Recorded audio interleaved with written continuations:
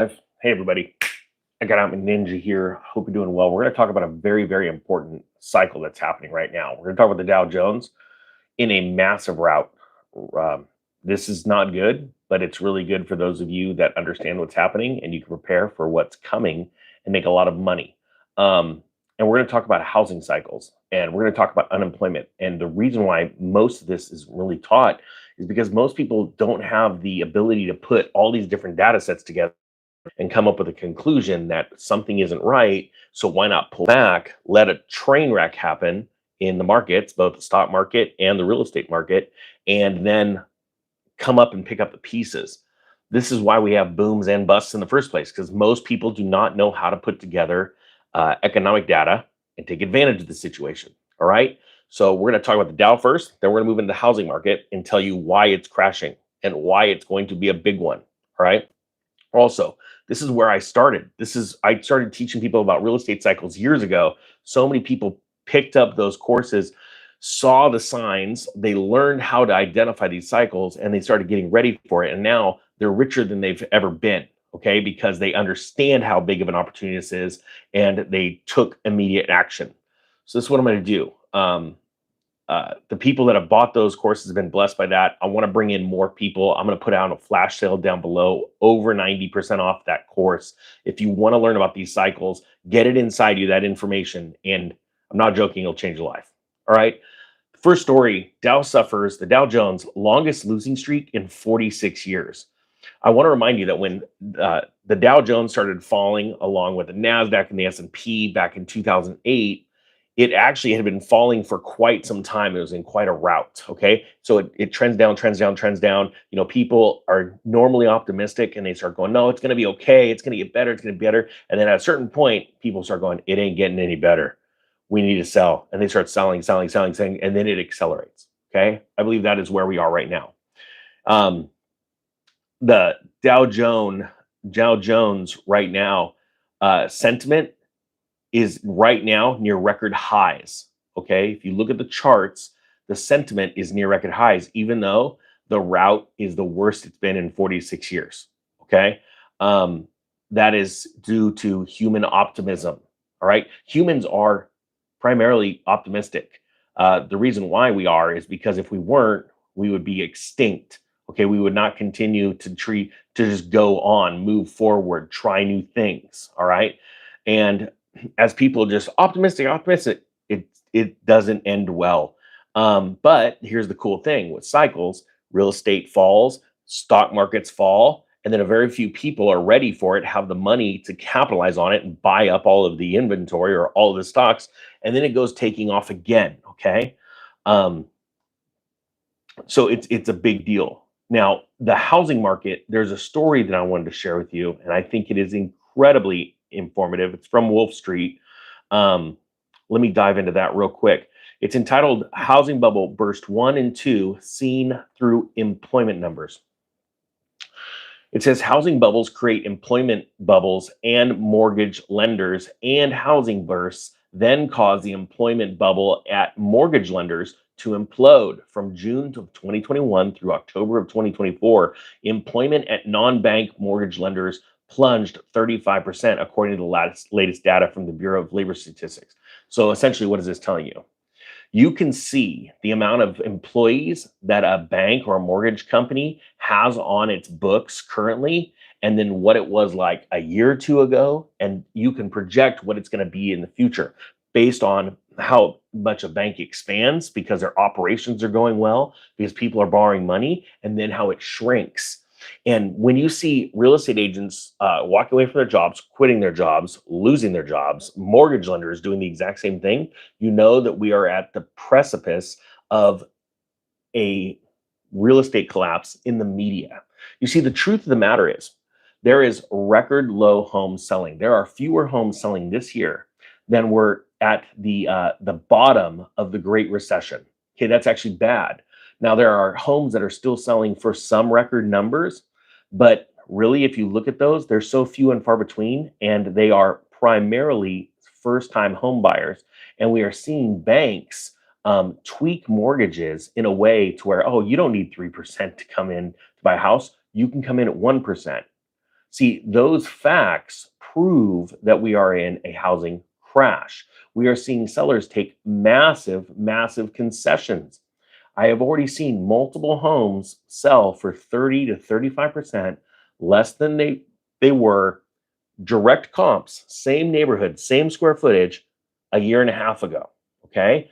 That's a big bubble pop. We've already seen the Federal Reserve change the data. All right. I've proven it on my other channel where they change the data and say, hey, housing, it was showing nationwide average and median home sales prices dropping 8%. And they're like, no, no, no, we screwed that up. We changed it. And all they did is they lowered the top price of those two averages. We are in the middle of it right now. The only thing you need is a catalyst for more people to list their homes. Right now, there are more pissed off and frustrated and confused home sellers around the nation than I've ever seen since the year 2001, where they're going, what do you mean my house is selling? You said it would be worth this much. Why isn't anyone showing up? You need to do another, what is it called? Home open house. I have been to houses where I put what they considered insulting offers, right? And I tried to do it very nicely. As a matter of fact, I had one agent that should lose her job fast. I presented an offer where I said, look, here's the deal. Your house has been on the market since April. They started at a number and have already come down 35% to their asking price. They only had one offer, and that was an offer that was 40% off their first price. They were so insulted by it, they kicked it out. 2 months later, I come along and I offer them a price that's about 45% off their first price, right? And they've been lowering it. And they said, well, we've already got an offer on the table for 40% off. And I go, okay, you should call them. That's an amazing offer. Go do it. And one of the agents actually told me, well, we've been trying to get a hold of those people. They aren't answering our phone calls. Like, exactly. Well, because it's not worth that. It's worth what I'm offering. And I'm being nice to them. I said, look, I presented an offer. Boy, did they get ticked. This is how I present offers, lowball offers. Just a little pro tip. And most agents don't know how to present a lowball offer properly. I said, here's my offer. It's a written offer. You know the terms. Either I'm using cash to buy it or debt. Here's my qualifier for the debt. The bank says that I qualify. This is how much I'm willing to put down as a down payment, all this kind of stuff. I said, I'd like an answer within 24 hours. I expect you to turn it down. I get it. I think you should try and sell it for more. But if you can't, as long as I have not purchased another property, my offer still stands 30, 60, 90 days from now. Just give me a call. You've got all my information in front of you. And instead of going, wow, this is awesome, a backup, I've got a safety net right here. I got somebody willing to pay X, even though I don't want to sell it for X. I want to sell it for X plus 3%, 10%, whatever it is. We've got an offer. We've got something. Well, instead they get mad and they don't even call you back. See, this is why some sellers need to pay attention to how important it is that their agents be open to things. Like, people are pissed off and now they're going to lose that. And they've had 2 more open houses. Nobody show up. It's absolutely ludicrous, but people don't understand how big of a deal this is. So let's look at these employment numbers in the industry to show you how bad they are. Because the point is, at a certain point, a lot of people are about to lose their jobs in 2025. If anyone's been watching the news, you see that the government's about to shrink, and the government's the largest employer, right? So it says here, this housing bubble, this first housing bubble, we're talking about employees at non-bank real estate lenders in the thousands. This is a really important chart to show you. And you can see from this chart, the buildup from 2001, right? 2001 up to the housing peak. And this is when you had the most amount of employees working for these non-bank lenders, right? Think companies like Rocket Mortgage, things like that. So you've got tons of employees working. Then it started to collapse in mid 2006. Now, you know my story. I started selling my homes in mid 2005 when everything was collapsing. Well, even that time, the banks are going, no, we need all these employees. Yeah, it's slow, it's seasonal changes, things like that. But then what happens is these non-bank lenders start completely firing everybody. Everybody loses their jobs, right? And then you see these cycles where banks and lenders expand and contract during these normal the evolution of real estate cycles, right? Then you've got this bubble. Now, this bubble is important because it bottomed in 2019. And you remember, I tell people all the time, there was a massive dropping of the economy in 2018. And that was that right there. Well, you see, during COVID, everything exploded up, right? Well, now we are at less employees right now in non bank lenders because nobody is getting mortgages, nobody is refinancing. Real estate's not selling. Okay. This is just one identifying cycle, one piece of evidence you can look at and go, that's bad. That's really, really bad, right? You're at bare bones. If there are any people that work in the mortgage industry, let me know down below what it's like. Because I'm telling you right now, it's rough out there. Well, then you look at right here, employees at mortgage and non-mortgage loan brokers, right? This number, they've seen similar job destruction after the housing bubble burst. Employment at mortgage brokers and non-mortgage loan brokers plunged 32% from June of 2021 through October of 2024. And you could see very similar numbers, not obviously at the bottoms of what we saw during the housing bubble, but I'm telling you right now, I believe this right here is akin to this little uptick and then drop. You are going to see much lower numbers here as well. So, what does this all mean? Okay, all you need is a catalyst for a bunch of inventory to hit the market. My wife was at a open house the other day, and a man walks in and he's looking to buy a house here. And ironically, this gentleman had put an offer in on the place that we'd been looking at as well, right? And she started asking him questions, and he owns 5 homes in our area. Every single home is vacant, completely empty. And she asked him, she goes, "Well, why are you doing this? Why don't," and he goes, "Well, they're investment properties." And she goes, "You don't want to deal with tenants?" "No, I don't want to deal with tenants." She goes, "Okay, so you're just parking the money. You don't want the money in a bank." And he said, "Yeah." They go once a week around town to go and flush all the toilets, turn on and off all the faucets, keep everything sort of lubricated up, right? Check everything, make sure it's all sealed up. These are completely vacant homes. The reason why this person has these homes is because they do not trust the banks, but they've got a lot of money. They own all of them cash. Now, I know this sounds crazy, but here's what you need to understand, because a lot of people look at these people like either they're crazy because they're not getting cash flow, but when you start to deal with big wealth, you do act a lot differently than the masses. Okay, they know they don't have the time to deal with tenants and all that stuff. They don't care about uh, the cash flow. They care more about securing their money.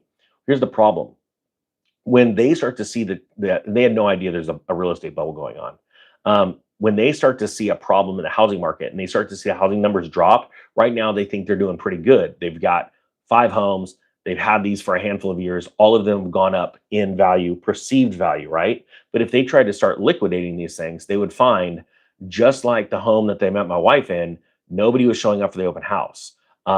Nobody's putting in offers, all right? And prices are being dropped drastically. As a matter of fact, right out of that man's mouth came the phrase, "I would never pay," because they were talking about a home that we were putting an offer in on, and they were putting an offer in on. And it was one of the rare homes where you got 2 offers. And they said, "We would never pay that much. We'd never pay that much. It's not worth that much. What they're asking, it's not worth." And ironically, he's saying exactly what he should be thinking about when it comes to his portfolio. Wait a minute. People are valuing their real estate way too high. So when he starts to see things drop, I guarantee you he is going to go in and start to try and sell his properties. And you're going to see 5 new homes on the market. I know somebody, a YouTuber actually, very successful young man, and he started listening to this channel a couple of years ago.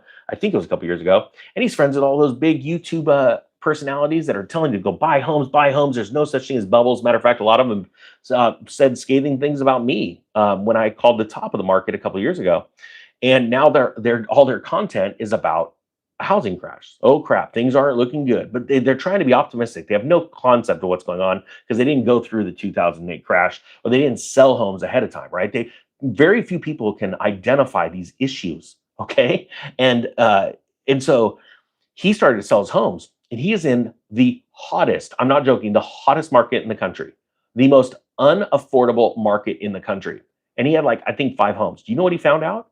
He barely was able to sell 4 barely, and he was getting nervous. The 5th one he can't sell. He's finally moving into it. Now, like I said before, he is an incredibly intelligent and successful young man. I'm sure he's going to be watching this video and he'll probably comment on it. I really like this guy. I like hanging out with intelligent people, and intelligence doesn't mean you have a bunch of letters behind a degree. Intelligence is the ability to stop talking and listen for a second. And then on top of that, real intelligence, ask questions. Most people don't understand this. This is why this guy's going to be wealthy. He's in the crypto game right now, and he is making insane money. And he's liquidated his real estate, and now he's about to flip. But he is in the craziest market, the most unaffordable market, and he's still having a hard time selling. He sees what I'm trying to explain to you guys. There's all these different indicators. When it all comes down to it, electricity's high, food's high, and it's going to get higher. People aren't paying their taxes. There's so many opportunities right now to make money. And one of the greatest ways to make money during a bubble that's popping is to just take yourself and pull yourself outside of the equation. Just take yourself away from the equation. Type 1 if this makes sense to you. Type 2 if you don't get it, if it sounds like I'm talking gibberish. But some of the greatest moves you can make financially is not being a part of the chaos. And I'm telling you, in 2025, you're going to see unemployment skyrocket. You're going to see a lot of truths come out in the market. And what's going to happen is the Dow Jones is in one of the longest routes, longest downturns in the last 46 years. You're going to see it exacerbate. It's going to be worse. You're going to see a lot of panic, and you're going to see a lot of homes hitting the market. Look, if you want to learn this real estate cycle, I'll tell you what, you want to see the best money ever spent? I have got a course on these real estate cycles. I'll do a blowout sale. I want as many people around the nation ready for this, thinking differently, acting differently, so that you have an amazing outcome. I don't want to see the banks buy up all these homes. I want you to buy them up. That's it. That's my plan. And I'm not successful. And this is the true sales pitch right here.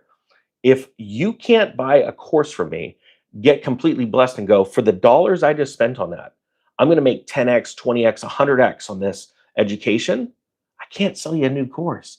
See, isn't that crazy? Look, I'm just telling you all this stuff. There's no craziness here like lies and stuff like that. I want to own the greatest financial education company in the country, because every day, if you spend $1, you walk away having an understanding of how to make $10. That's how it works. I hope you got something out of this. The Economic Ninja is out.